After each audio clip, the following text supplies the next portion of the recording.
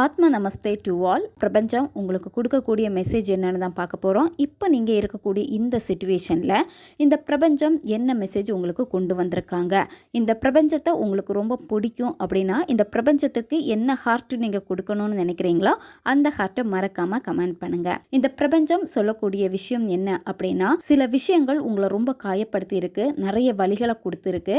இது எல்லாமே பார்த்தீங்கன்னா உங்கள் வாழ்க்கையில் அதற்கான ஒரு எக்ஸ்பீரியன்ஸ், அதாவது இந்த நேரத்தில் இந்த வலிகள், இந்த எக்ஸ்பீரியன்ஸ் எல்லாமே உங்களுக்கு கிடைக்க வேண்டியதாக தான் இருந்திருக்கு. உங்கள் மனசில் எவ்வளோ கஷ்டம் இருக்கோ, என்ன நீங்கள் நினைக்கிறீங்களோ அது எல்லாத்தையுமே ஒரு மரத்துக்கு முன்னாடி போய் நின்றுட்டு மரத்தை ஹக் பண்ணிவிட்டு மனசில் இருக்கக்கூடிய விஷயங்களை எல்லாம் நீங்கள் சொல்லுங்கள். கண்டிப்பாக மரம் உங்களை ஹீல் பண்ணும், மரமும் உங்களை ஹக் பண்ணும். அந்த ஃபீலிங் நீங்கள் கண்டினியூவாக செய்ய தான் வரும். இந்த பிரபஞ்சம் பார்த்தீங்கன்னா நிறைய விஷயங்கள் உங்கள் வாழ்க்கையில் நடத்தி கொடுப்பாங்க. வரக்கூடிய காலகட்டத்தில் எல்லாமே பிரபஞ்சத்தோடு நீங்கள் கனெக்ட் ஆகுறப்போ பிரபஞ்சம் அதுக்கு ரெஸ்பான்ஸ் பண்ணும். நீங்கள் என்ன விஷயம் கேட்குறீங்களோ அதுக்கு ரெஸ்பான்ஸ் பண்ணுவாங்க.